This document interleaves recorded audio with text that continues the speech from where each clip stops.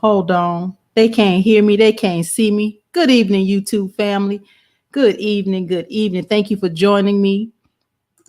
We got it right. We got it right. It's been one of those days. One of those days. I want to again thank y'all. I'm still recovering from my bout with food poisoning. I swear I have never experienced nothing like that in my life, and I pray I never ever have to go through that again. I feel like my energy level is kind of coming and going, but I'm committed, y'all. I'm committed to this fight. I'm committed to, reparations. I'm committed to our people. I'm committed to holding these elected officials and these candidates accountable, y'all. They're not used to that. They're used to us going to the polls and voting and giving this thing away for free. Those days are gone, and no longer do we go to the polls and show up and give this thing away for free. So if you can see my screen right here on YouTube, this is always brought to you by Withhold the Vote. Withhold the vote, y'all. It does not mean don't vote. Don't get it twisted. They tried to demonize this when I first started this in 2018, as if I was saying don't vote. I never said don't vote. I said withhold the vote from those candidates and elected officials that don't have your best interest. They don't have an agenda specific to your needs. They don't get your vote. So withhold that vote from those candidates and elected officials. This is our political power. The only power we have is the money in our pockets and that vote. So we have to use it strategically. You don't spend your money everywhere. So why should you take this vote and give it to any and everybody? No more do we go to the polls and vote for people because they have a D behind their name or R behind their name. They Black. It's a woman. That's playground politics. We got to grow up and be more mature than that. It's about policy. So I won't get on my soapbox. So again, this is brought to you by Withhold the Vote. I always bring to you in these broadcasts, I bring to you reparations information. So this is Brown University. We've been following this story with Brown University. Let me make my screen a little larger for those of you on YouTube so you can see. Brown University, the undergraduates vote for reparations for descendants of enslaved people. Brown University. I'm encouraged by the next generation of young. Just the other day, and a young white girl was arguing with her parents about why Black people are in the situation that they're in, and her parents had the belief that we're just bad people, but the young girl was saying, do you know why? Do you know why? And I'm encouraged by this next generation of young people because they get it. So Brown University, y'all, Brown University. This article, it says, over a decade ago, Brown University released a report with findings on its ties to slavery. And now undergraduate students have voted in support of reparations for descendants of enslaved people. That's these young people, y'all. I'm telling y'all, they're gonna change this narrative. They're gonna help us change this narrative. It says over 2,000 students wanted their voices heard. The vote called for preferential enrollment for individuals identified as directly tied to descendants of enslaved people and direct commitment of money to them as well. Goes on to say, for specific communities found to have direct ties to the slave trade, the vote asked for targeted investment, engagement efforts, recruitment in high schools with large Black student population, and relationship and partnerships with colleges and universities near descendant communities, such as in southern states. The article goes on to say a total of 2,024 students voted when the final tally was taken on Friday, and over 80% voted in support of reparations for descendants. The vote on his referendum goes on to talk about Carol, a senior at the school, was talking about the referendum and how it will directly affect how they want to directly identify. Wait a minute, let me go back. The vote of his referendum also called for more identification of those directly affected by the Brown's family action. So they want to hold the Brown family accountable, not just, what the school, but they want to go after the family. So these, like I say, this next generation of young people, I am really encouraged by them, particularly the young white students and the young white kids, because they're friends with these Black kids. They get it and they see. Brown University, y'all. The next article I wanted to bring you was about Oregon, the Oregon State Senate to introduce a bill that will provide reparations to Black Oregons. So the state of Oregon, y'all, of all states, Oregon, state representatives are preparing to introduce new legislation which would send money to Black Oregons that are descendants of slaves. Oregon, y'all, keep your eyes open, y'all. It's something happening. Something that is definitely happening across these United States. This article goes on to say African Americans that were previously slaves built this land and the economy and have received nothing but misery for labor. This is from the Democratic District 7 State Senator James Manning Jr., who is co-sponsoring the bill. He said this bill is asking legislature to come up with a plan to provide reparations to those descendants who have not received anything. So this is an interesting, like I say, Oregon of all places, keeping up with Congress, y'all, keeping up with state legislatures. Let's keep our eyes on the prize, right? Here's another article about Trenton, New Jersey. The councilman there, Councilman Rodriguez drives reparations resolution. So this is a councilman, Trenton, over in Trenton, New Jersey. Yeah. Will introduce a local resolution in support of state legislation creating a New Jersey reparations task force. The Trenton Resolution 21-113 will place the council's voice behind the bill, which is the state Senate bill S322 and A711. The bill will research, write, and publish a report that will make the case for state-based reparations in New Jersey and outline policy recommendations that seek to repair the harm that has resulted from America's original sin in the Garden State. He's interesting, though. This particular councilman. It goes on to say this resolution will pass this week. This is what the councilman was saying. He says, "Let's see once they form the task force how it's going to happen." So he's interesting because they're eyeing him, or he may be eyeing the mayoral seat. So he's interesting. So I want to believe he's doing this for all the right reasons. This ain't a political stunt. So New Jersey, the conversation is being had over in Trenton. So we'll take it, right? We'll take it. I always like to bring you a little business news. This is Kalamazoo. I had to look it up. I didn't even know where Kalamazoo was. Kalamazoo County. It talks about Kalamazoo, looks to locals to help build a reparations task force. So they're trying to get something going over in Kalamazoo. Kalamazoo County is looking to build a reparations task force that would investigate discriminatory practices, the effects on residents, and who would qualify for reparations. This is where it gets confusing, y'all, because we know reparations is federal. Reparations is federal. Reparations is federal. We need to just say that over and over again, that reparations is federal. But when it comes down to these local municipalities and these states, they're doing what they think they should do. But this article goes on to talk about Chicago. It says recently a Chicago suburb became the first U.S. city to not just acknowledge that redlining occurred, but to offer reparations to Black residents because of it, which inspired the Kalamazoo County Commission to create the task force and come up with solutions for their own residents. So Kalamazoo, y'all, is trying to figure out, like, how do we get into this reparations conversation, and how do we do something about it there in Kalamazoo? Keeping up, y'all, keeping up. Wanted to bring you a couple articles about business. I like to bring you some business information because I told you in this Biden administration, they gonna make it rain, y'all. They gonna make it rain. If you don't have a business, you better start one.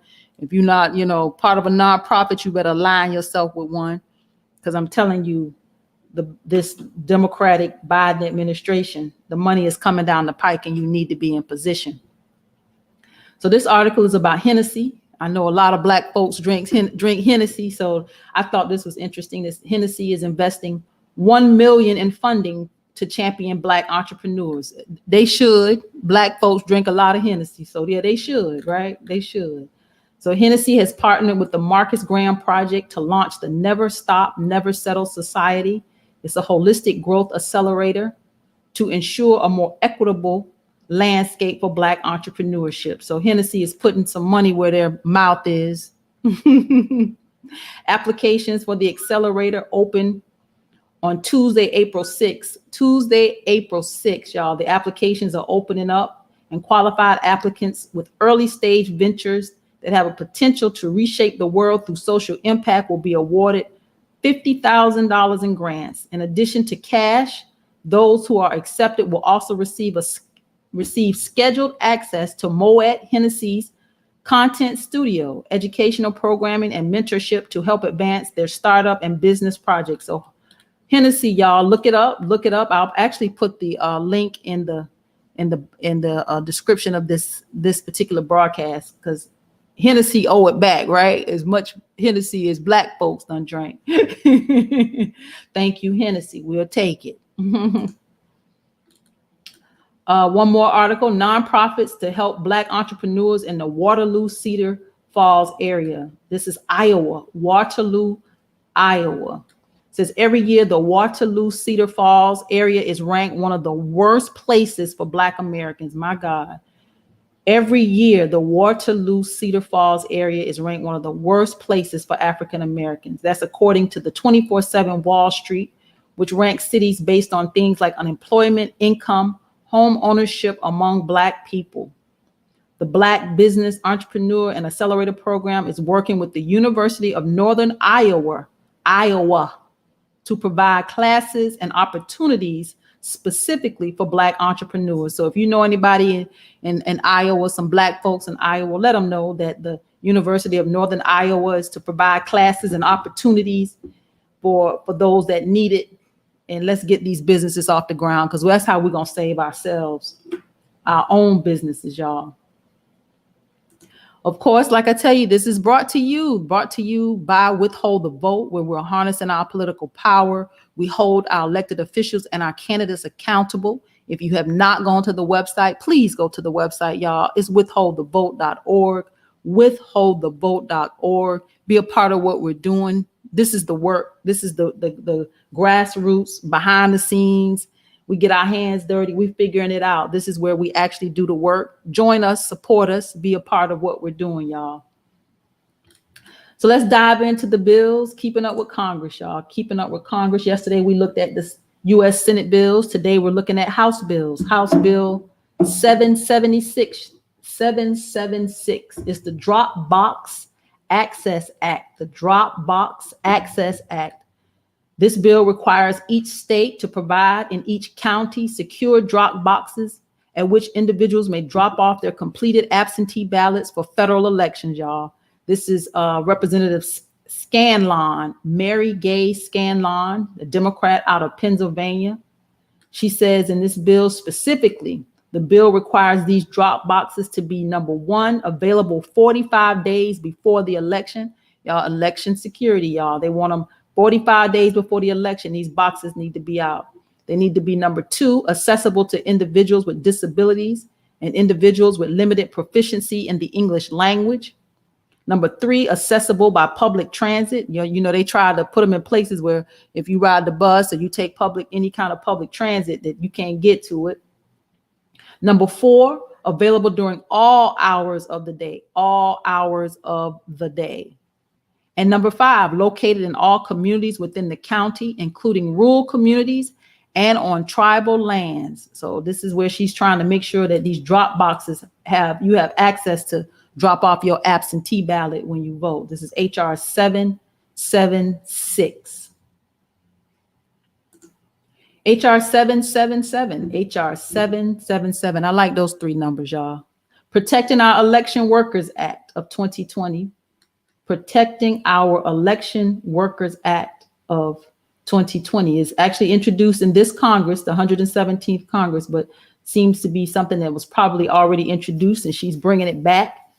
This is Mary Scallon again, Representative Mary Scallon, Democrat out of Pennsylvania. This bill makes it a crime to intimidate, threaten, or coerce an individual, an election official, or poll worker for the purpose of interfering with their duties in administering elections. Y'all, who threatening the poll workers? Dang. who making the poll workers feel, who's scared? Who's intimidating these people? That's ridiculous. But here's a bill in Congress, 777, Representative Mary Scallon, Protecting Our Election Workers Act of 2020. Y'all, they was intimidating these poll workers. HR 778, HR 778, the Secure Data and Privacy for Contact Tracing Act of 2021, the Secure Data and Privacy for Contact Tracing Act of 2021. This is Jackie Speier. She's a Democrat out of California. Jackie Speier, Democrat out of California. So this bill to ensure Americans can confidentially use technology for contact tracing of COVID-19, knowing their data is secure and privacy is respected. HR 778, the Secure Data and Privacy for Contact Tracing Act, will provide grants to states that choose to use technology as part of their contact tracing efforts for COVID-19 if they agree to adopt strong privacy protections for users. So this Representative Spire, she goes on to say, it's more important than ever that we employ every proven scientific method at our disposal to stem the spread of the pandemic, and that means contact tracing. She goes on to say several states are already using this technology, but it will only succeed if users can trust their information is safe. Our bill ensures that users can feel confident if they do their part and download a contact tracing app because their private data will be protected and secure. So she's making sure that our data is protected and secure during this contact tracing. Representative Jackie Speier, Democrat out of California, y'all. HR 779 is the True Equity Act. The True Equity Act. Representative Trone, David Trone, he's a Democrat out of Maryland. Like I said, we won't be experts in any of this, but we're gonna know enough just to be dangerous. I told you the reason why we need to keep up with Congress is because we're gonna have something to negotiate with. We're gonna have to know the players and we're gonna have to know the game if we're gonna get reparations. We're gonna have to play politics. So we got to keep up with Congress. We got to organize. We got to mobilize. We got to galvanize. 2022 is right around the corner. We can change the landscape of this country if some folks get on the ballot and run, and we all talking about reparations for those that decide they want to run again, and they're talking about reparations. We can change the narrative. We can change the narrative. So this is the work. This is the homework, y'all. So consider this your homework. We getting prepared for what is to come. So HR 779 is the True Equity Act. True Equity Act. This transformational reforms and updates to ensure educational quality and urgent investment in today's youth act. That's a long title for the True Equity Act, but that's what it stands for. It aims to strengthen the partnership between the federal, state, and local governments. The overall goal is to positively leverage those partnerships to ensure educational equity and eliminate academic achievement gaps in exchange for stringent accountability measures. That's a lot of talking, but he ain't real clear about what it is. But this is the True Equity Act. True Equity Act. This is a Democrat, David Trone, out of Maryland. Out of Maryland, y'all. Keeping our eyes on Congress. Keeping our eyes on Congress. Y'all still with me, my Clubhouse family? Y'all still with me right here on YouTube? You still with me? We almost there, y'all. Almost there. HR 780 is Climate and Health Protection Act. Representative Lauren Underwood. She's a Democrat out of Illinois. I wonder about her. Did she put her name on HR 40? Y'all will find out. I know y'all having some conversations about HR 40. So we got to keep our eyes on these representatives, making sure that they all have their name on HR 40. This bill provides statutory authority for the Climate and Health Program within the Centers for Disease Control and Prevention. The CDC is one of the most powerful government entities. That was the first thought I had when I looked at HR 780. HR 780, Representative Underwood. It says, with this bill is to strengthen the Center of Disease Control and Prevention, the CDC's Climate and Health Program. This program was established to help state and local governments prepare for the public health consequences of climate change by translating climate science for health professionals, developing decision support tools for local leaders, and providing grants and technical assistance for projects to improve preparation and resilience. The Trump administration undermined the Climate and Health Program by consolidating it with other programs and repeatedly proposing to eliminate its funding. Underwood's legislation would permanently codify the core functions of the Climate and Health Program and authorize increased funding for its critical work to protect communities across the country. So this is Representative Lauren Underwood, and she want to codify this and make this law where they can't come back and change this again. HR 780. HR 780. HR 781 is the Veterans Telecommunication, y'all. Veterans Telecommunication Protection Act. This is Representative Jefferson Van Drew. What a name. They knew he was going somewhere. Jefferson Van Drew, Republican out of New Jersey. This bill requires a cable or voice service provider to charge a veterans organization at an individual or household service rate, unless that rate is greater than the amount the provider would otherwise charge the organization. So he's hooking somebody up, y'all, but that's okay. It's the veterans organization. So I hope it's helping the veterans. This is HR 781. HR 781. HR 782. HR 782 is the Home Ownership for Dreamers Act. And I found this very interesting. Home Ownership for Dreamers Act. Now, the buzzwords that we're all hearing is affordable housing, affordable housing, affordable housing. That's what we hear in the media. That's what the Democrats are saying, affordable housing. But now for Dreamers, it's this HR 782 is Home Ownership for Dreamers Act. This is Juan Vargas, Democrat out of California, Home Ownership for Dreamers Act. Pay attention, y'all, keeping up with Congress. This legislation will ensure that the Deferred Action for Childhood Arrivals, which are DACA, the beneficiaries or dreamers, are eligible for Federal Housing Administration, FHA, home loans backed by Fannie Mae or Freddie Mac and rural housing home loans. Y'all, they taking care of their own. Who gonna take care of us, y'all? Who gonna take care of us? Specifically, the bill will ensure that loan eligibility is not conditioned on the status of the mortgager as a DACA beneficiary if all other eligibility criteria are met. Wow. It's not conditioned on the status of the mortgager as a DACA beneficiary. So they could be a DACA beneficiary as long as everything else is in line. They can own a home in this country that our forefathers built with their lives. Keeping up with Congress, y'all. HR 782. Pay attention. HR 783, Summer Meals Act of 2021. Summer Meals Act of 2021. This is Don Young, Representative Don Young. He's a Republican out of Alaska. Yeah, Alaska, y'all. Republican out of Alaska. The Summer Meals Act of 2021.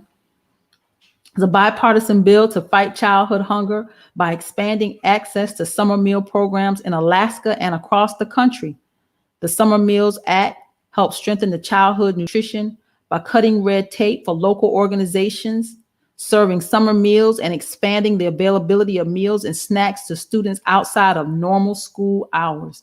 I remember those summer meals, y'all. I remember, running out in the little truck that came out. I remember that. So I think this is a program that we definitely want to keep going around the country. It works in our communities. HR 783. HR 784. HR 784 is the Infant Act. The Infant Act, this is Representative Don Young again out of Alaska. This bill requires the Department of Agriculture to allow infant food combinations and dinners to be served under the Special Supplemental Nutrition Program for Women. So that's SNAP, right? Yeah. So it's allowing infant food combinations and dinners to be served. So I guess, was it just, I don't know, it was just milk and, I don't know. So the fact that they're adding the baby food, the infant food and the dinners to the SNAP and the WIC program. Representative Young out of Alaska, HR 784. HR 785, y'all, we're almost at the half hour, just a few more minutes. Thank y'all for riding it out and sticking and staying with me. This is our homework. For 2022. We're keeping up with Congress. HR 785 for the relief of Maria Isabella Buesno Barrera. I had to look her up. I did not know her story. This is HR 785. This was a young woman who is this article says she's overcome many challenges as a result of the debilitating genetic disease she was born with that eventually left her confined to a wheelchair, breathing through a device, and reliant upon weekly treatments to survive. Immigration authorities previously told her and her family to leave the U.S. So she was here, and she's been here since she was 7 years old. And she came here. Let me finish reading. She came here for clinical trial for her debilitating condition, and now they're telling her to leave. Y'all, America, y'all, only in America. It says her and her family lived in the U.S. under the Deferred Action, a form of temporary humanitarian relief that they renewed every few years. And she's been here again since she was 7 years old, participated in a clinical trial that led to federal approval for the treatment. People with Bueno's disease lack an enzyme that allow their body to break down certain sugars. The genetic mutation leads to very short stature because the skeletal system cannot develop normally, as well as pulmonary, heart, and other problems. Every week, when Buezo receives an intravenous infusion of medication at a hospital in Oakland, her doctor said the treatments have extended her life many years beyond what Guatemalan physicians had predicted when Buenzo was a child. So she has been able to survive. It says without these weekly treatments replenishing the missing enzyme, Buezo would die in 6 to 12 months. So, and America is trying to make her leave. So that's HR 785, y'all, the relief for Maria Isabella Buezo Barrera. HR 785. This is America, y'all. This is America. We're at the half hour. We made it, y'all. I just want to thank you. Thank you for tuning in, for keeping up with Congress. I'm telling you, this is our homework. I am Tamara Johnson Shealy. I'm an activist. I'm an advocate. Y'all, I keep speaking truth to power. I'm here for the long term. I told you I suffered a little food poisoning, not a little food poisoning, some real food poisoning this week. But I have been committed. Like I said, my energy is coming and going. But when I'm a fight through it. I'm a fight through it. But I do want to thank you for joining me tonight. If you are on watching me on YouTube, hit that like button, please. Hit the like button. Hit the subscribe button, the notification button. Hit the share. Please share this. Make sure you let your friends, your family know that we're keeping up with Congress. We're not going to the polls and giving this thing away for free anymore. The pimp game is over. Y'all. It's over. Again, I have 2 call to actions.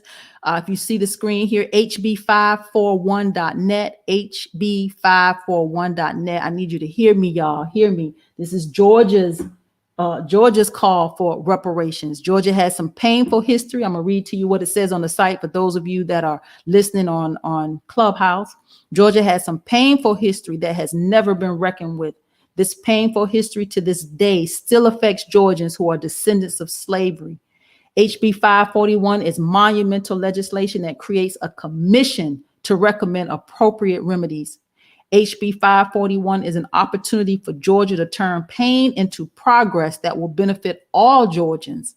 So please go to the website, donate, y'all, hb541.net. We have been invited down to Middle Georgia in the next 12 days to start talking about this legislation. We're going into the trenches. We're going into some strange places, y'all. We're gonna have conversations with not just Democrats but Republicans. We're gonna talk about this bill. We're gonna talk about this bill, and this commission is created in such a way that it gives Republican control over how this is actually put together. So we're gonna go into these places, but we need your support. I need you to go to the website. This is hb541.net. Donate, do as much as you can. Every dollar counts. We're very appreciative, but Georgia is about to hit the ground. We're going on the road to connect with descendants of slaves. We're going to hear their stories, and we're going to talk to Democrats, Republicans, black, white. We're going to talk to everybody, because this is something that will benefit all Georgians. You know, there's a way to have this conversation about reparations, and we got to get it right. And we're going to get it right. So please donate. hb541.net. And of course, this again is brought to you by Withhold the Vote. Withhold the Vote, where we hold our candidates and our elected officials accountable. You can go to the website, you can join, you can support us there. Withholdthevote.org. We're not playing every Saturday. We have our meetings, and we strategize, and we're working it out. Like we're very serious about how we're going to move in these political seasons that are coming ahead of us here.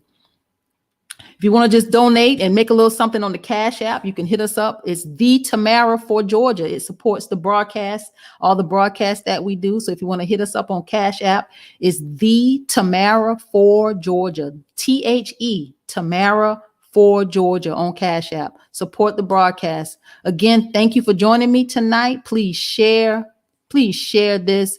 I'll see you on Monday. You know, I'm back Monday, Tuesday, Wednesday, Thursday, 7 p.m. to 7:30 p.m.